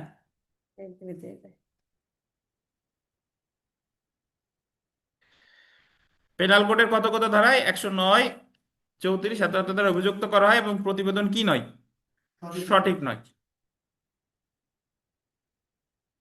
প্রকৃতপক্ষে দেখেন, প্রকৃতপক্ষে সূত্রোক্ত মামলায় 1 নং আসামি ওয়াইকে প্রথমে ভিকটিম বা প্রহার করে, প্রথমে ভিকটিম এক্স কে কি করে প্রহার করে, আসামি ওয়াই কে প্রথমে ভিকটিম এক্স প্রহার করে, মানে প্রথম আসামি যারা ওয়াই রে মারছে কে? এক্স। বুঝেন কিনা? কারণ প্রথমে তো এক্স মারছিল কারে? ওয়াই রে। এরূপ প্রহারের ফলে ওয়াই প্রচন্ড ক্রোধান্বিত হন এবং জেড এর দেয়া ছুরি দিয়ে ওয়াই ঘটনার দিন এক্স কে বাজারে হত্যা করে। এখানে ওয়াই দা পেনাল কোড 1860-এর 300 ধারার অধীন 1 নং ব্যতিক্রমের আওতাধীন। উক্ত ব্যতিক্রমের ভাষ্য অনুযায়ী প্রভোকেশন দ্বারা প্রভোক হয়ে মানে উত্তেজিত হয়ে ওয়াই এরূপ অপরাধ সংগঠন করেছে, ফলে তা culpable homicide not amounting to murder বলে বিবেচিত হবে। যদি এই অর্থ মানে নিন্দনীয় নরহত্যা যা কি নয়, খুন নয়, নিন্দনীয় নরহত্যা যা খুন নয় এমন অপরাধ হিসেবে বিবেচিত হবে। অর্থাৎ 304 ধারায় অপরাধ সংঘটিত হয়েছে। 304 ধারায় খুন নাই, 304 ধারায় আসলে নিন্দনীয় নরহত্যা। বুঝছেন কি বলেন? নিন্দনীয়। এখন আমরা তো নিন্দনীয় নরহত্যা খুন করি নাই। আমি একটু এই জায়গার কাজ সারার জন্য আমি একটু বুঝাচ্ছি। নিন্দনীয় নরহত্যা হলো যে আপনি একজনকে পরিকল্পনা ছাড়া হঠাৎ হত্যা করছেন, এটা হলো নিন্দনীয় নরহত্যা। আর আপনি যদি দীর্ঘদিন ধরে পরিকল্পনা করে কাউরে হত্যা করেন তাহলে সেটা হয়ে যাবে কি খুন, সেটা বোঝাচ্ছে। বাট বাস্তবে যদি এই এই মামলার নারাজি আমরা লিখতাম তাহলে আমরা এই জায়গা কখনোই নিন্দনীয় নরহত্যা আনতাম না, বলতাম যে জেডা রয় পূর্ব পরিকল্পনা অনুসারেই কি করছে, খুন করছে। হঠাৎ করে। হুম, এ জায়গা হঠাৎের কথা আসলেও বলতাম যে হঠাৎ ছেলে আগে ভাব দিছে, অজুহাত দেখাইছে, বাট বাস্তবে অ্যাকচুয়ালি তারা আগে থেকে কি করছে, পূর্ব পরিকল্পনা অনুসারে খুন করছে। আপনিও ওই ব্যাখ্যা দিতে পারেন এই জায়গায়, যে এই জায়গায় পুলিশ যদিও 323, 326-এ চার্জশিট দিয়েছে, তদন্ত প্রতিবেদন দিয়েছে, বাট অ্যাকচুয়ালি এই জায়গা ওয়াই এবং জেড পূর্ব পরিকল্পনা অনুসারে এক্স কে কি করছে, হত্যা করছে। অন্যদিকে জেড ওয়াই এর ক্রোধের সুবিধা নেয়, জেড সুযোগ পেয়ে ওয়াই কে ছুরি প্রদান করে। এখানে জেড কে এখানে জেড কে হত্যার অভিপ্রায় স্পষ্ট প্রতীয়মান হয়। এখানে ড্যাশ কর্তৃক জেড কে, জেড কর্তৃক, এখানে ড্যাশ কর্তৃক জেড কে লেখা আছে না, এখানে লিখবেন জেড কর্তৃক এক্স কে। এখানের পরে জেড লেখেন, আর জেডটা কেটে জেড এর জায়গায় এক্স লেখেন। বুঝেন নাই? এখানে এখানে এখানের পরে লিখবেন হচ্ছে জেড, আর জেড এর জায়গা লিখবেন কি এক্স, এইটুক। এখানে জেড কর্তৃক এক্স কে হত্যার অভিপ্রায় স্পষ্ট প্রতীয়মান হয়, ফলে তা পেনাল কোড 1860-এর 108 ধারা অনুযায়ী অ্যাবেটর হিসেবে গণ্য হবে। যেহেতু এরূপ হত্যার সহযোগিতার ব্যাপারে পেনাল কোডের কোনো সুস্পষ্ট বিধান নাই, তাই 109 ধারার অধীন হিসেবে খুনের অপরাধ সংগঠনের জন্য সে কি হবে, দায়ী হবে। সে হচ্ছে প্ররোচিত করছে, এই কারণে কত ধারা 109। দ্য পেনাল কোড 1860-এর 300 ধারার ব্যতিক্রম 1-এর বক্তব্য এবং উদাহরণ অনুযায়ী জেড খুন করেছে মর্মে গণ্য হবে। তাই জেড দ্য পেনাল কোড 1860-এর 109 ধারার সূত্রে 302 ধারায় শাস্তিযোগ্য অপরাধ কি করেছে, সংগঠন করেছে। এখন নারাজি দরখাস্ত, তাইলে আমরা প্রথম লিখলাম আদালতের নাম, সূত্র, তারপর হলো বাদী বনাম বিবাদী, তারপরে বিষয় বাদী পক্ষের নারাজি দখল প্রসঙ্গে, তারপরে বাদী বা রাষ্ট্রপক্ষের বিনীত নিবেদন। এই যে কারণগুলো ব্যাখ্যা করলাম, এখন হচ্ছে যেটা সেটার বলে প্রেয়ার পোর্শন, প্রার্থনা। অনেক কথা বললেন, নামাজ সারা রাত ভরে পড়লেন, এখন মোনাজাত, আখেরি মোনাজাত হলো এই প্রেয়ার। অতএব বিজ্ঞ আদালতের নিকট বিনীত নিবেদন এই যে, উপযুক্ত কারণ বিবেচনা করে আইন ও ন্যায় বিচারের স্বার্থে আইনের বিধান মধ্যে বাদী কর্তৃক দাখিলকৃত নারাজি দরখাস্তখানা মঞ্জুর পূর্বক পুলিশ প্রতিবেদন প্রত্যাখ্যান পূর্বক, পুলিশ প্রতিবেদন কি প্রত্যাখ্যান পূর্বক ডিবি বা পিবিআই কর্তৃক অধিকতর তদন্তের আদেশ দানে কি হয়, মর্জি হয়। বলছে যে পুলিশ যেটা করছে, পুলিশের এটা প্রত্যাখ্যান কইরা এটা তদন্তের নির্দেশ দিতে হয় কার কাছে, ডিবি অথবা পিবিআই। স্যার এই জায়গায় যদি এই যে থানার নাম লিখলাম, যদি এই এই তারিখটা লিখলাম না এরকম না? তারিখ কেন লিখবেন না, মামলা তো হয়ে গেছে অলরেডি। ও, তাহলে জি এর মামলা ওটাও তারিখ লিখবেন, এটাও তারিখ লিখবেন, মানে ওই নাম্বার লিখতে হবে। নাম্বার, এটা না? হ্যাঁ, যদি একেবারে নতুন মামলা হতো তাইলে তো আমার নাম্বার লেখা লাগতো না, বুঝছেন? আমি এই যে নারাজিটা করতেছি, কোন মামলার বিরুদ্ধে করতেছি, আমি যদি মামলার নাম বাদ না লিখি বুঝবে কিভাবে যে এটা কোন মামলা, কোন মামলার নারাজি? মামলা হয়ে গেছে, তারপরে হ্যাঁ সেটা আমি হ্যাঁ মানি না, হ্যাঁ, তার জন্য এইটাই, জি। এই জন্য এইটা। মামলা আমার তারিখ পড়ে তো গেছে, তারিখ হলো এই, নম্বরও পড়ে গেছে। বুঝতে পারছেন? থানার মামলা 14 ব্র্যাকেটে 8 2003 8টা কি মাস। এটা মামলার নাম্বার ওই জায়গার, ও এক একটা থানার মামলা নাম্বার এই এই 8 আপনি না দিলেও সমস্যা নাই, 14/2023 দিবেন বা 14 এত দিবেন। এক এক জায়গার মামলার নাম্বার লেখার প্যাটার্ন এক টাইপের। আপনি ব্র্যাকেটে 8 না দিলে কিছু হবে না, যদি 9ও দেন তাতে কোনো সমস্যা নাই, ব্র্যাকেট না দিলেও সমস্যা নাই, জাস্ট নাম্বার একটা দিলে হলো, জাস্ট বুঝার তাগিদে। বুঝতে পারছেন? জি এর মামলা না হলে কোনো 57। হুম। তাহলে নারাজি দরখাস্ত কি আপনার বুঝতে পারছেন যে নারাজি কেন দেয়? হ্যাঁ, এবং নারাজি দরখাস্ত প্যাটার্ন কিন্তু সহজ, আপনারা যে ফ্যাক্টই বলুক না কেন আমরা কিন্তু নারাজি দরখাস্ত কি, এটাও সহজ। হ্যাঁ নারাজি দিতে পারবো, জাস্ট মনের মধ্যে বুঝাইতে হবে যে সহজ। না, আপত্তি আগে পড়াইছে তো, হুম। আমি দেখছি, কিন্তু মূল দরখাস্ত লিখতে গেলে একটু একটু প্র্যাকটিস লাগবে, দরখাস্ত মানেই প্র্যাকটিস, আপনি হুট করে লিখতে গেলে কিন্তু দরখাস্ত লেখা যাবে না, তখন দেখবেন যে এলোমেলো হয়ে গেছে। আচ্ছা, তাহলে হ্যাঁ বলেন। এই যে যে আসামি এক্স, হুম। এক্স তো মারা গেছে, আসামি এক্স না, আসামি ওয়াই আর জেড। আসামি তো ভাই আছে, জি এক্স তো মারা গেছে। জি। এই জায়গা মানে কি থানায় তো এক্স এর পক্ষের লোকজন মামলা করছে না পুলিশ নিজে বাদী হয়ে মামলা করছে? এই জায়গা এখানে মামলা ধরেন কে করছে, সংবাদদাতা কে করছে তা তো দরকার নাই, যে কোনো একজন করছে। এই জায়গায় যে 109, 34, 323 হ্যাঁ, এই ধারাগুলো লেখলো কি হয়ে যায় থানায় ওরা? ধন্যবাদ আপনার প্রশ্নের জন্য, ধন্যবাদ।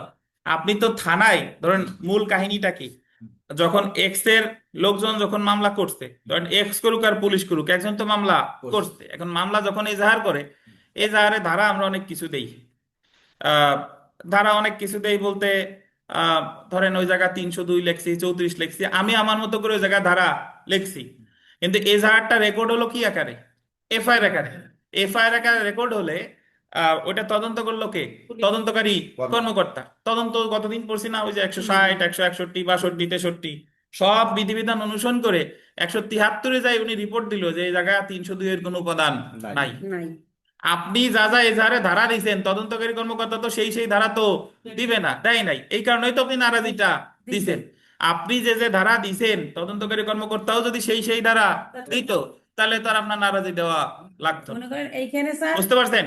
মানে ওনার একটু বুঝতে দেন যে যে কোনো মামলা প্রথমে যদি করে, আমি আমার ধারা চেয়ে ওই জায়গায় এজাহার করছি, ধরেন এফআইআরটাও ওই ধারাই রেকর্ড হলো, কিন্তু তদন্তকারী কর্মকর্তা যে ওই ধারাই যে চার্জশিট দিবে বিষয়টা তো তা না, ওই ধারায় চার্জশিট দেয় নাই বলেই তো আমি নারাজি দিছি।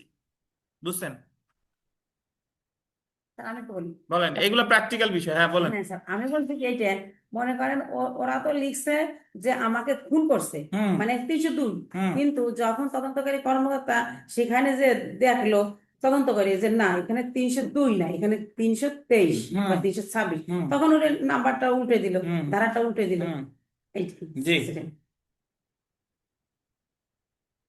এই জন্য তো নারাজি হয়েছে যে জি। আমি বলছি এইটা, আমার তো পূর্বকল্পনা ছিল না, কিন্তু ওরা মানে মনে করেন আমি করছি চুরি, ওরা আমার নামে দিয়েছে ডাকাত, টাকা। কিন্তু আমি তো আসলে চুরি করছি, ওরা ডাকাত দিল কেন? তাহলে আমি নারাজ দেবো, আমি এই দরখাস্ত মানি না স্যার।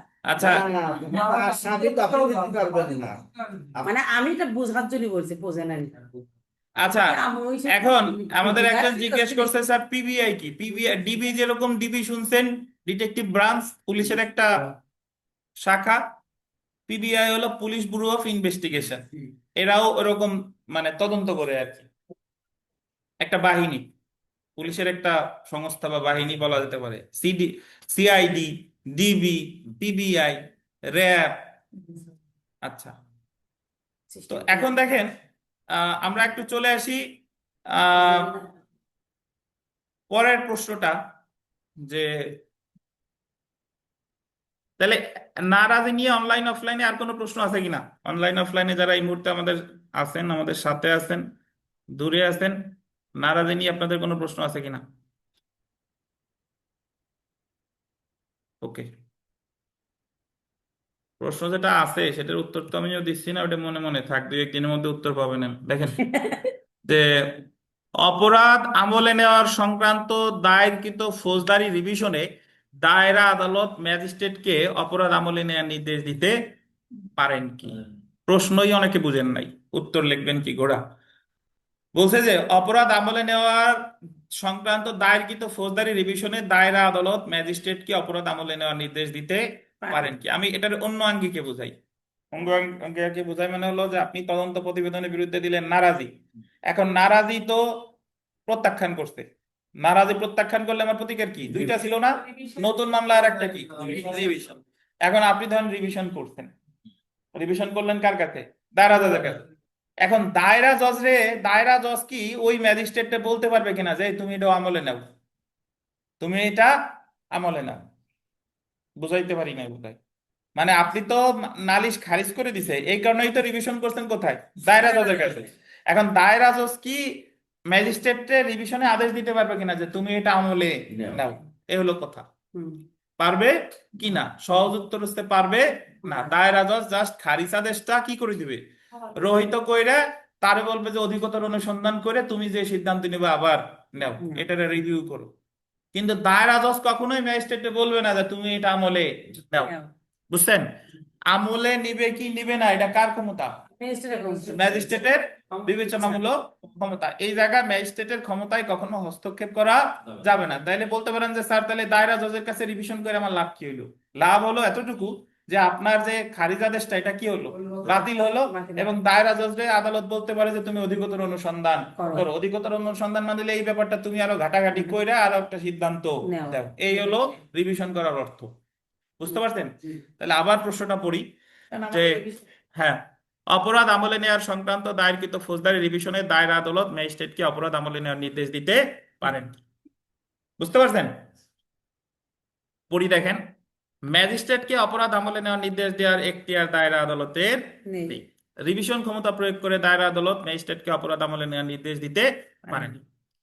নালিশি দরখাস্তের ভিত্তিতে ফৌজদারি কার্যবিধির 190 ধারায় ম্যাজিস্ট্রেট কর্তৃক অপরাধ আমলে নেওয়ার অর্থ না নেওয়ার অর্থ হলো এমন নালিশি দরখাস্ত 203 ধারায় কি খারিজ বলে গণ্য হওয়া। রিভিশন ক্ষমতা প্রয়োগ করে দায়রা জজ বা হাইকোর্ট বিভাগ ন্যায় বিচারের স্বার্থে 436 ধারায় এমন খারিজ নালিশ বিষয়ে অধিকতর অনুসন্ধানে নির্দেশ দিতে পারে। যে কথা বললাম, কিসের নির্দেশ দিতে পারে? অধিকতর অনুসন্ধানে নির্দেশ দিতে পারে। কিন্তু দায়রা জজ রিভিশন ক্ষমতা বলে এমন নালিশের ভিত্তিতে অপরাধ আমলে নিতে বা বিচারের জন্য মামলাটি দায়রা জজের নিকট প্রেরণ করতে ম্যাজিস্ট্রেটকে নির্দেশ দিতে পারে না। দায়রা জজ এজ এ রিভিশনাল কোর্ট সে আদেশ দিতে পারে না যে তুমি এটা আমলে দাও বা তুমি এই মামলা আমার কাছে প্রেরণ করো, এটা আদেশ দিতে পারে না। অধিকতর অনুসন্ধান শেষে অপরাধের উপাদান পাওয়া গেলে ম্যাজিস্ট্রেট অপরাধটি আমলে নিয়ে পরবর্তী কার্যক্রম গ্রহণ করতে পারবে। উচ্চ আদালতের বিচারিক নজিরে আছে যে অপরাধটি দায়রা আদালত কর্তৃক বিচারযোগ্য হোক বা না হোক এমন অপরাধ আমলে নিতে ম্যাজিস্ট্রেটের বিবেচনামূলক ক্ষমতায় হস্তক্ষেপ করার এখতিয়ার দায়রা জজ বা হাইকোর্ট বিভাগের নেই। এটা কোথায় আছে? উচ্চ আদালতের নজিরে আছে যে আমলে নেওয়ার মানে দায়রা আদালত কর্তৃক বিচারযোগ্য হোক বা না হোক এটা আমলে নিবে কি নিবে না এটা একান্তই ম্যাজিস্ট্রেটের নিজস্ব ক্ষমতা। এই জায়গায় কি করা যাবে না? হস্তক্ষেপ করা যাবে না। তাহলে বিথিকা এই এই এই এই অংশটুকু আমরা কি পড়লাম বলেন তো? যে দায়রা জজের যদি আমলে নেওয়ার দায়রা জজের কাছে রিভিশন করছে, দায়রা জজ কি ম্যাজিস্ট্রেটকে কি নির্দেশ দিতে পারবে না? আমলে নিয়ে যেতে পারবে না, বলবে আমলে যে নেওয়ার এটা নির্দেশ আমার দিতে এটা পারবে না, করতে তুমি হবে। অধিকতর অনুসন্ধান করো, বাট বলতে পারবে না এটা আমলে নাও বা আমার কাছে প্রেরণ করো। বুঝতে পারছেন?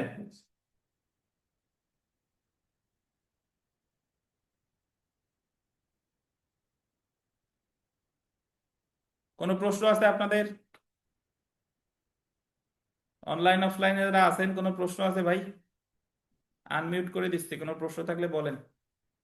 স্যার এটা তো চেঞ্জ করছেন না স্যার, আগে কি এরকম ছিল? কোনটা? এই যে করলাম নাকি মনে নেই, এটা সহজ মনে হচ্ছে স্যার। হয় স্যার, এটা আমার কাছে কেন যেন সহজ মনে হচ্ছে, প্রাঞ্জল ভাষায় কেন যেন লাগছে স্যার। স্যারের সমস্যা আগে কি আরো কঠিন ছিল? জানি না, আপনার নিজে না তো পেরে বুঝতে পারে। স্যার বই দেখেন না, আমার দরকার নাই, এগুলো কিনি কিনি লেখা আমার বাগানে। আমার আগেও তো করছি, কিন্তু না, উনি বলছে দুইটা পড়লাম মনে হচ্ছে যে না, এই তো না, কথা তো স্যার আমার বলতেছে কি এটা দেয়া নেই, আমার কাছে এমন এটা ছোট নাই, করি নাই। দিলে হয়তো সব বুঝতাম না। ওই জন্য বলছি যে হয়তো আমার ব্রেনে তখন হই নাই, এখন হয়েছে, তখন কঠিন লাগছে। এই কোনো প্রশ্ন আছে অনলাইনে? হয় স্যার আমি মাহবুব। হ্যাঁ মাহবুব, বলেন মাহবুব। স্যার একটু সিটটা দিলে স্যার ভালো হয় স্যার। জি জি জি জি, সুবিধা হইতো স্যার পড়তে একটু স্যার সিট মানে আজকে একটু পেয়ে যাবেন। দেখতেও ভালো লাগছে। ধৈর্য ধরেন। এমনি সময় পড়ে দেখুন সামান্য সময় এই কথা না। আচ্ছা, আর আর আর কোনো প্রশ্ন আছে? শীত ব্যতীত আর কোনো প্রশ্ন আছে কি না বলেন। হ্যাঁ, স্যার বুঝতে পারছি স্যার, কিন্তু হ্যাঁ সিটটা একটু স্যার হ্যাঁ হ্যাঁ হ্যাঁ, আহ, শীত শীত পেয়ে একটু স্যার যাবেন, বুঝতে শীত পারছি শুনেন। স্যার। আর ব্যাখ্যা দিচ্ছি না, পেয়ে যাবেন। ব্যাখ্যা জি অনেক স্যার। এটা আমার জন্য লজ্জাজনক, যাই হোক দেখেন পেয়ে যাবেন ইনশাল্লাহ। আর কোনো জি প্রশ্ন স্যার। আছে? না স্যার বুঝতে পারছি স্যার। স্যার স্যার, আমার একটু ছোট্ট একটা প্রশ্ন স্যার। হ্যাঁ, স্যার, মামলা আমলে নিতে পারলো না, আছে, বা নির্দেশ দিতে পারলো না, আছে দায়রা জজ ম্যাজিস্ট্রেটের যে মামলাটা, সেটা দায়রা জজ নির্দেশ দিতে পারলো না, কিন্তু যদি আছে নারাজি দরখাস্ত প্রত্যাখ্যান করে ম্যাজিস্ট্রেট, সেই ক্ষেত্রে তো আমরা দায়রা জজের কাছে রিভিশন করব। তো এই নারাজি দরখাস্ত যাতে আছে আহ, আহ, আছে গ্রহণ করতে নির্দেশ দিতে তো পারবে না ম্যাজিস্ট্রেট, এটাই তো বোঝাচ্ছে স্যার। জি জি জি, এই উত্তরটা যদি এভাবে আসতো যে নারাজি দরখাস্ত প্রত্যাখ্যান করছে, এখন রিভিশন করলে আদালত এই নারাজি একসেপ্ট করতে ম্যাজিস্ট্রেটকে নির্দেশ দিতে পারবে কিনা রিভিশন আদালত, উত্তর সেম। জি স্যার, ক্লিয়ার।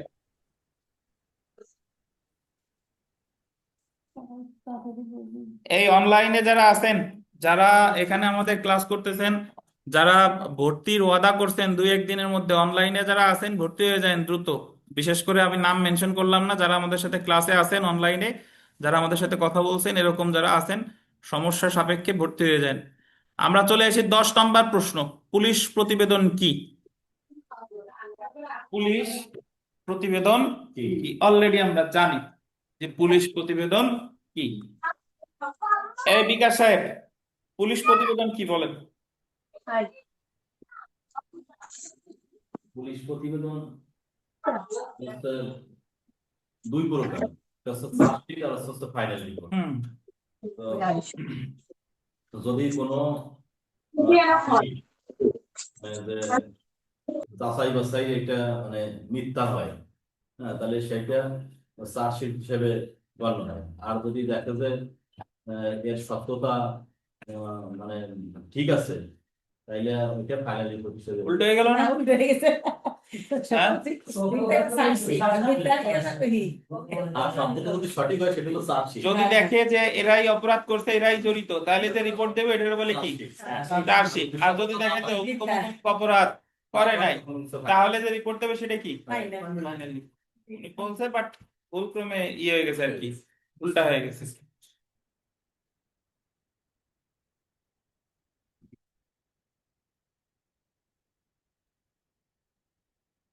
এখন প্রশ্নের পরের অংশ হলো তদন্তকারী কর্মকর্তা কর্তৃক ডায়েরিতে কি কি বিষয় লিপিবদ্ধ করতে হয়, মানে পুলিশ ডায়েরি। তদন্তকারী কর্মকর্তা একটা পুলিশ ডায়েরিতে তিনি কি কি বিষয় লিপিবদ্ধ করবেন, কোন ফৌজদারি আদালত তদন্ত বা বিচারাধীন কোনো মামলার পুলিশ ডায়েরি চেয়ে পাঠাতে পারে কি? ফৌজদারি আদালত কি ওই যে যে আপনার যে পুলিশ ডায়েরি, এটা কি সে চেয়ে পাঠাতে পারে কিনা? তো যদি পারে কেন, এই হচ্ছে আমাদের প্রশ্ন। তো পুলিশ রিপোর্ট কি, এটা কিন্তু অলরেডি আমরা আলোচনা করছি যে পুলিশ প্রতিবেদন বা পুলিশ রিপোর্ট তদন্ত শেষে পুলিশ যে প্রতিবেদন জমা দেয় 173 ধারার অধীন, এটারই পুলিশ রিপোর্ট বলে। এটা দুই প্রকারের হতে পারে, একটা হলো চার্জশিট আর একটা হলো কি চূড়ান্ত প্রতিবেদন। বাট আপনি কিন্তু পুলিশ প্রতিবেদনের কোথাও চার্জশিট আর চূড়ান্ত প্রতিবেদন দেখবেন না, ওই জায়গায় আছে সেন্ট আপ কলাম আর কি নট সেন্ট আপ কলাম। ঠিক আছে, গতকাল বুঝলাম না? জি, এখন দেখেন, তাহলে এটা আর বিস্তারিত পড়লাম না, এটা তো গতকালও পড়ছি। আমরা সরাসরি চলে আসি পুলিশ ডায়েরি অর্থ। পুলিশ ডায়েরি অর্থ ফৌজদারি কার্যবিধিতে পুলিশ ডায়েরির কোনো সংজ্ঞা প্রদান করা হয়নি। ফৌজদারি কার্যবিধিতে পুলিশ ডায়েরির কোনো সংজ্ঞা দেওয়া হয়নি। বাট পুলিশ ডায়েরি অ্যাকচুয়ালি কাকে বলে? পুলিশ ডায়েরি বলে হলো যে আপনি আপনার তদন্তকারী কর্মকর্তারে কি বলে বলেন? Investigating. Investigating officer. Investigating officer যখন তদন্ত শুরু করে এবং শেষ করে, এবং সে তদন্ত যা যা করলো সব কিছু থাকবে কোথায়? পুলিশ ডায়েরিতে। অন্য জায়গায় গেল, কারে কারে তলব করলো, কার কার 161 নিল, তারপরে কোথায় কোথায় তল্লাশি করলো, কারে কারে জামিন দিল না না দিলে, সব কিছু থাকবে কিসে? Police diary. তো ফৌজদারি কার্যবিধির 172 ধারায় পুলিশের তদন্তের অগ্রগতির বিষয়ে ডায়েরি রাখার বিধান করা হয়েছে। পুলিশের তদন্তের অগ্রগতিতে যে ডায়েরিতে লিপিবদ্ধ করা হয় সেটাই হলো কি পুলিশ ডায়েরি। ফৌজদারি কার্যবিধির 172 ধারায় বলা হয়েছে তদন্তকারী প্রত্যেক পুলিশ কর্মকর্তা কখন সংবাদটি তার নিকট পৌঁছালো, দেখছেন, কখন তিনি উক্ত বিষয়টি তদন্ত কি শুরু করেছিল এবং কখন কি করেছিল, শেষ করেছিল, যে স্থান বা স্থানগুলো পরিদর্শন করেছিল, তার তদন্তের মাধ্যমে নির্ধারণ করা পরিস্থিতির একটি বিবৃতি দিয়ে প্রতিদিন তার তদন্তের অগ্রগতি একটি ডায়েরি বা দিনলিপিতে লিখবে। সুতরাং ফৌজদারি কার্যবিধির 172 ধারায় তদন্তকারী পুলিশ কর্মকর্তা তার তদন্তের অগ্রগতি যে ডায়েরিতে লেখে তাই পুলিশ ডায়েরি নামে পরিচিত। মানে তদন্ত আমি শুরু থেকে শেষ পর্যন্ত কি কি করলাম, এই বিষয়গুলো যেখানে লিপিবদ্ধ থাকে সেটাকে কি বলে? Police diary.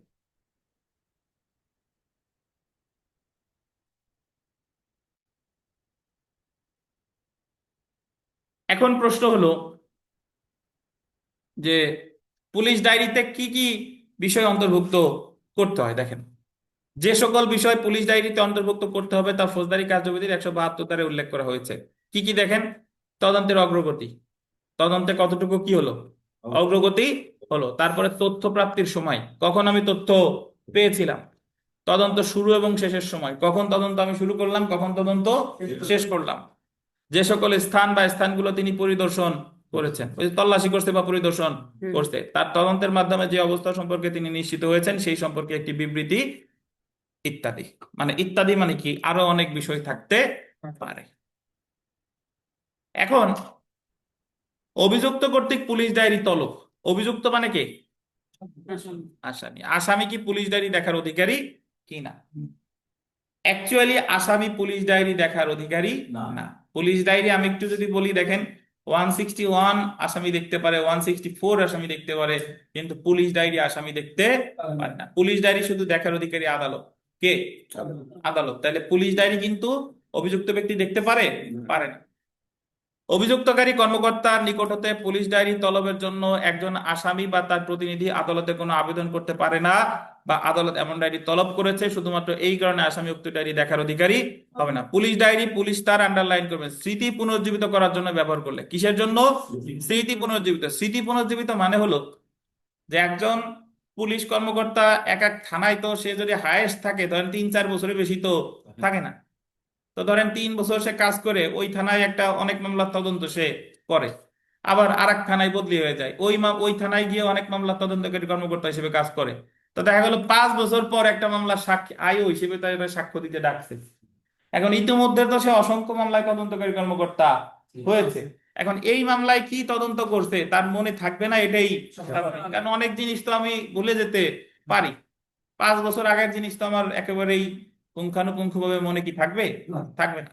বাট সে যদি তার ডায়েরি একবার দেখে, আবার তার কি স্মৃতি পুনর্জীবিত হবে। দেখবেন যে আপনার পুরাতন বই যেটা পড়তে পড়তে দাগায় ফেলছেন, ভুলে গেছেন, কিন্তু যদি এক চোখের দেখা একবার দেখেন তাহলে আবার কি মনে পড়ে। তাহলে এইভাবে পুলিশ তার স্মৃতি পুনর্জীবিত করতে পারে। এই স্মৃতি পুনর্জীবিতকে বলে রিফ্রেশিং মেমোরি, সাক্ষ্য আইনের 159 ধারা। পুলিশ যদি তার পুলিশ ডায়েরি দেখে স্মৃতি পুনর্জীবিত করে, তখন আসামি পক্ষের আইনজীবী বলতে পারে যে পুলিশ সাহেব কি দেখলেন আমাদেরও দেখা। তো তখন ওইটা দেখে আবার তারে জেরা করতে পারে। বুঝতে পারছেন? তাহলে পুলিশ যদি তার স্মৃতি পুনর্জীবিত না করতো, তাহলে কিন্তু আসামি পক্ষের আইনজীবী পুলিশ ডায়েরি দেখার অধিকারী হতো না। তাহলে পুলিশ ডায়েরি দেখার অধিকারী তখনই হয় যখন পুলিশ কি করে, স্মৃতি পুনর্জীবিত করে। স্মৃতি পুনর্জীবিত করে সাক্ষ্য আইনের 159 ধারায়। আর পুলিশ ডায়েরি সম্পর্কে তারা জেরা করবে সাক্ষ্য আইনের 145 বা 161। এমন পুলিশ কর্মকর্তার পরস্পর বিরোধী বক্তব্য নির্ধারণের উদ্দেশ্যে যদি আদালতে পুলিশ ডায়েরি ব্যবহার করে, সেই ক্ষেত্রে সাক্ষ্য আইনের 161 বা 145 ধারা বিধান প্রযোজ্য হবে। অর্থাৎ এই ক্ষেত্রে অভিযুক্ত পক্ষের আইনজীবী পুলিশ ডায়েরি বিষয়ে পুলিশকে জেরা করতে পারবে। তাহলে যদি আপনাকে বলে যে আসামি কি পুলিশ ডায়েরি দেখতে পারে, না, আসামি পক্ষের আইনজীবী পারে। কখন পারে?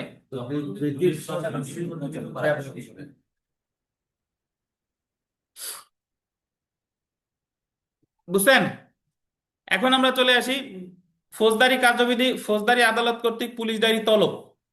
মানে আদালত কি পুলিশ ডায়েরি দেখতে পারে কিনা, আদালত কি বলতে পারে কিনা যে তুমি পুলিশ ডায়েরি আমার কাছে নিয়ে আসো। আদালত সবই পারে। দেখেন, ফৌজদারি আদালত তার নিকট বিচারাধীন মামলার পুলিশ ডায়েরি চেয়ে পাঠাতে পারে। ফৌজদারি কার্যবিধির 172 ধারায় বলা হয়েছে যে কোনো ফৌজদারি আদালত উক্ত আদালতে অনুসন্ধান বা বিচারাধীন কোনো মামলার পুলিশ ডায়েরি চেয়ে পাঠাতে পারে। তাহলে ফৌজদারি আদালত কি চেয়ে পাঠাতে পারে? পারে। এই ডায়েরি সাক্ষ্য হিসেবে নয়, বরং উক্ত মামলার গোল দিবেন অনুসন্ধান বা বিচারের সহায়ক হিসেবে ব্যবহার করতে চেয়ে পাঠাতে পারে। কি হিসেবে?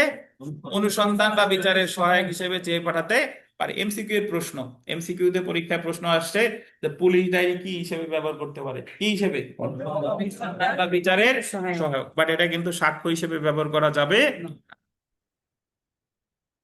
এরপরে আমরা চলে আসি, দেখেন যে সালাম মল্লিক বনাম রাষ্ট্র 48 ডিএলআর 1996 329 মামলায় বলা হয়েছে কি কি মল্লিক? সালাম মল্লিক বনাম রাষ্ট্র। এটা কি মামলা? এটা জিয়ার মামলা। পুলিশ ডায়েরি পুলিশ প্রবিধান মধ্যে একটি গোপনীয় দলিল। ফৌজদারি কার্যবিধি 1898 172 ধারার বিধান, আদালত কেস ডায়েরি সাক্ষ্য হিসেবে ব্যবহার করার অধিকারী না, কিন্তু অনুসন্ধান বা বিচারের সহায়ক হিসেবে ব্যবহার করতে পারে।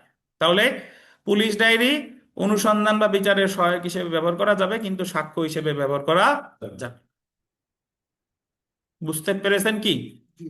তাহলে পুলিশ ডায়েরি সম্পর্কে যদি প্রশ্ন আসে, খুব বেশি না, 3, 4, 5 নাম্বারের থাকতে পারে। এবং আসলে কিন্তু যদি দেখেন যে সময় কম হয়ে যাচ্ছে, মানে প্রশ্ন বড় কিন্তু আপনার উত্তর ছোট, তখন ওর 14 গোষ্ঠী জড়াইতে হবে। যে শুধু পুলিশ ডায়েরি বলছে, কিন্তু পুলিশ ডায়েরির যতটুকু আছে লিখলে ছোট হয়ে যায়, তাইলে আমার পুলিশ রিপোর্টের আসতে হবে। পুলিশ রিপোর্ট কি, এই কি, সেই কি। তাহলে তখন আপনার আপনার নাম না ধরে আপনার আগের গোষ্ঠী থেকে শুরু করতে হবে, যেমন দাদা কত সালের দাদার গোষ্ঠী থেকে। ঠিক আছে? তো এই জন্য পরীক্ষার হলে ভাই অনেক জিনিস আপনি জেনে যান, কিন্তু আপনার স্মার্টনেসের কারণে বা আপনার বুদ্ধির কারণে আপনি হয়তো ওখানে সফল হতে পারেন না। আর হতাশ হওয়ার কিছু নাই। যারা যারা রেজাল্ট এসে আটকে আছে, আমি বিশ্বাস করি আপনাদের রেজাল্ট, এই খাতা পুনর্মূল্যায়ন করলে আপনাদের রেজাল্ট আবার আসবে। এখন আমি এটাও বুঝি যে এটা দুর্বিষহ একটা জ্বালা। কি কেমন জ্বালা? যে আমি পাশ করে একবার বললো যে পাশ করি নাই, সেটাই ভালো ছিল, কিন্তু 1914 জনের মধ্যে একবার নাম আইসা আবার আপনি ওটারে বাতিল করতেছেন। এটা আসলেই যন্ত্রণাদায়ক, কষ্টদায়ক। তবে আল্লাহ তো মাঝে মাঝে আপনাদের পরীক্ষা করেন, এটা পরীক্ষা হিসেবেই নেন, ধৈর্য ধারণ করেন, ইনশাল্লাহ রেজাল্ট আসবে। আর যাদের প্রথমবার আসে নাই, 1914 জনের নাম আসে নাই, দেখবেন যে এরকমও লোক এবার পাস করবে ইনশাল্লাহ। তো এই জন্য ইতিবাচক থাকেন। দুর্নীতি টুর্নীতি যা যা আছে এগুলা, দুর্নীতি বাংলাদেশে এমন কোন সেক্টর নাই, নট অনলি বাংলাদেশ, পৃথিবীর সব জায়গায় আছে। কিন্তু আপনি অনেকেই অভিযোগ করেন যে অমুক কলামে 28 জন থেকে 30 জন কোন রোল একটানা, ধরেন একটানা আছে, কিন্তু দুর্নীতি হয়েছে। কিন্তু তার মানে তো এই না যে ফেয়ার ভাবে কেউ পাশ করে নাই। ফেয়ার ভাবে পাশ করছে কিনা বলেন? যারা পরীক্ষা দিছে তারা পাশ করছে না? তো যদি একেবারেই এমন হতো যে যারা ফেয়ার ভাবে কেউ পাশ করে নাই, তাহলে আপনারা নিরাশ হতেন। তো এই জায়গায় নিরাশ হবেন না, ভালো পরীক্ষা দিলে ইনশাল্লাহ পারবেন। এবং আপনারা এই যে যারা দ্বিতীয়বার লিখিততে আমার কাছে আসছেন, নিশ্চয়ই আপনারা আপনাদের যারা পাশ করছেন তারাও যদি দ্বিতীয়বার এই জায়গায় এসে ক্লাস করে, তারা বুঝতে পারবে যে আমরা প্রথমবার পাশ করছি, দ্বিতীয়বার তো ওই যে আরো ভালো পড়ালেখা ধরতেছে মাথায়। মানে আইন হচ্ছে এমন জিনিস যে আপনি যতবার পড়বেন ততবার নতুন আঙ্গিকে জানবেন। জি। তো এজন্য হতাশ হওয়া যাবে না, ধৈর্য ধরে থাকতে হবে। আহ, এই আর কি, আজকে ফৌজদারি কার্যবিধি এতটুকুই। নোটের যে বিষয়টা আমি আপনাদের আশ্বস্ত করতেছি, অনলাইনে যারা যারা নোটের কথা বলছেন, আপনারা এই মঙ্গলবার ক্লাসের আগে, আপনাদের সবার মঙ্গলবারের আরো 2 দিন আগে আপনাদের হাতে গিয়ে নোট পৌঁছায় যাবে ইনশাল্লাহ।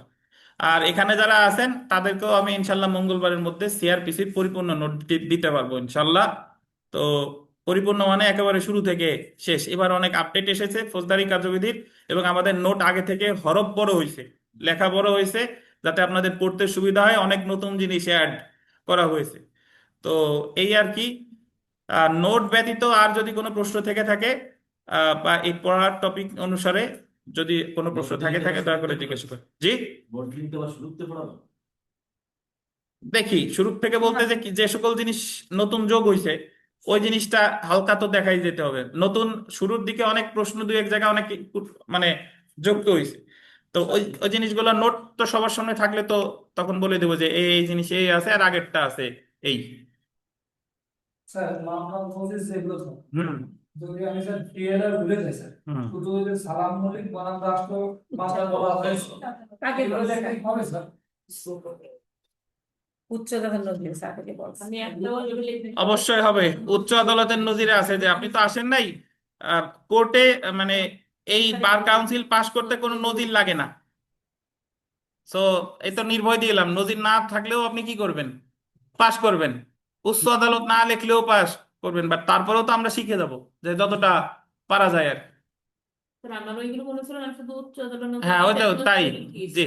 যেটা ছিল না, যেটা ছিল যা না। ইচ্ছা 2 দিন লাগলেও মঙ্গলবারের আগে আপনি পেয়ে যাবেন। ধৈর্য ধারণ করেন। সবুরে মেয়া ফলে ধৈর্যের ফল মিষ্টি হয়, একটু ধৈর্য ধারণ করেন, ভালো জিনিস পাচ্ছেন। তো এই আর কি। তো ভালো থাকেন, আল্লাহ হাফেজ।